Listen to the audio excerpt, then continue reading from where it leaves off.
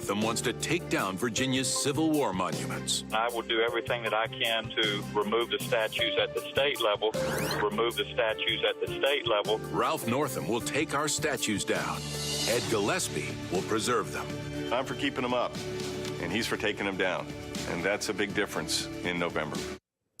Oh, there's an important detail that you might have missed in that ad for Republican Ed Gillespie's Virginia gubernatorial campaign.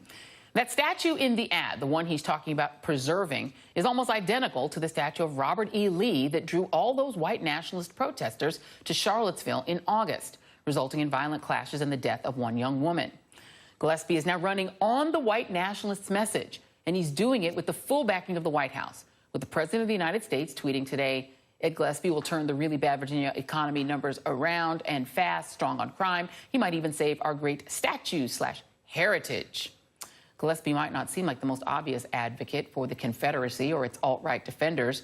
Born and raised in New Jersey, he's the ultimate Washington insider, a former RNC chairman and White House advisor to George W. Bush, and a Paul who went on to found his own corporate lobbying firm. Once the architect of Bush's pro-immigration, compassionate conservative platform, Gillespie is now running menacing ads, tying his Democratic opponent to what are portrayed as violent Latin American criminals, the old scary brown people gambit. And it might be working.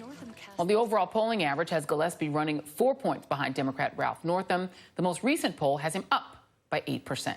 Jason Johnson is politics editor at The Root and an MSNBC contributor, and Sarah Rumpf is a Republican strategist opposed to Donald Trump. And Sarah, I'm going to start with you. There was a tweet by a former Romney advisor, Mitt Romney advisor named Gabe Schoenfeld, that said, I worked with Ed Gillespie on the Romney campaign, a great guy now covering himself in filth. What does it say about the Republican Party that one must cover oneself in that alt-right filth, as Schoenfeld put it, in order to run for governor of Virginia, of all places? Well, I do want to draw an important distinction, because Donald Trump is rightfully getting criticized for his fine people comment, because what happened in Charlottesville was not a bunch of history buffs and Confederate war reenactors showing up. It was an alt-right white supremacist rally. It was organized by those groups, the National Policy Institute, which is Richard Spencer's group, the Daily Stormer, which is a white supremacist website, and other groups like that. That's what that was. So when Trump called them fine people, that's why everyone got mad and criticized it. Now, that does not mean that everyone who is hesitant to take down the statues is a white supremacist. I don't think that's fair to say. But Go on. Well, I do. When I'm looking at this, I honestly, because we have this same issue in my hometown. My middle school was Robert E. Lee Middle School, and our mascot was the Rebels. And the local community decided, and they renamed the school. It's College Park Middle. It's the Bulldogs now. That's great. This is something I think both the Democrats and Republicans are wrong. Whether you support taking the statues down, the majority of people who want the statues taken down want it done orderly, lawfully. They don't want vandals in the middle of the night blowing them up. And if you're someone who wants to preserve them, you're going to feel better about it if it's something that is discussed transparently and openly, if it's local referendums and local initiatives as much as possible, and having a fair discussion in the local communities, how the colleges where these things are hosted, the local parks, the cities, etc. Okay, I think they're both wrong. We're not going into a whole side that we're talking about this particular Virginia race, and I think Jason wants in. Joy, this is the thing. This is what's entertaining to me about this. The ad says Ralph Northam's going to take down our statues. He's not talking about me. He's not talking about you. He says our. He's talking about racists and bigots, people who see these things as symbolically important, not history buffs. And what Ed Gillespie is doing, which is extremely problematic, is he's decided, look, since I can't seem to win this race, since I'm still 4 or 5 points behind by focusing on policy, I'm going to throw all this red meat out there for the racists and the demagogues. I'm going to talk about MS at 13. I'm going to talk about sanctuary cities when there are no sanctuary cities in Virginia. And I'm going to use all of these distractions other than focusing on the fact that you really have two kind of mainstream center-right Democrats and Republicans running against each other, and he wants to cloak himself in Trumpness. And that, you know, anyone who is running for governor who wants to use a terrorist attack symbolism in order to get elected is not somebody I would want to vote for. And, you know, to that point, Sarah, you do have a situation where this is where Charlottesville took place. Virginia is,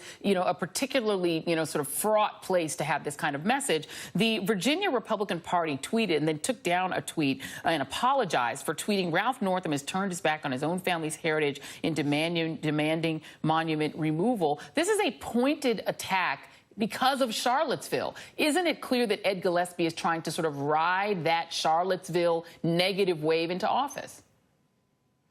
I mean, I think that it is a bit of a stretch to say that he's trying to ally with these alt-right people. Then why is he doing it? He's from New Jersey. He lives in Virginia. He's lived in Virginia for a very long time. He's been active in Virginia Republican politics. I do, Has though, he been active in pro-Confederate politics, pro-Confederacy, sort of defense of the Confederate flag and that kind of thing? I don't remember that in his history.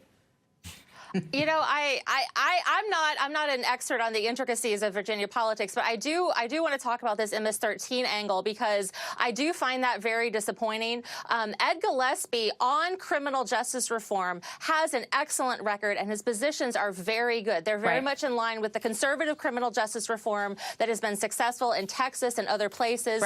Policies that are directing people to treatment instead of jail. Let me give Jason. So, well, taking this angry MS-13 ad is the wrong message. At the end of the day, if you actually want to get elected governor in a state, it's not going to be about Trump. It's going to be about what you can do. You have to run on policy. And when you can't run on policy, you see candidates doing like what Ed Gillespie is doing. I'm going to use race. I'm going to use dog whistles. I'm going to use whatever I can because I can't win on substance. And that is a disturbing thing that too many Republicans are falling for. Stick to policy. You can win that way. Well, we'll see. Jason Johnson, Sarah Rumpf, thank you very much. Sorry it was truncated on time. That is all in for this evening. Thank you, guys. And, of course, you can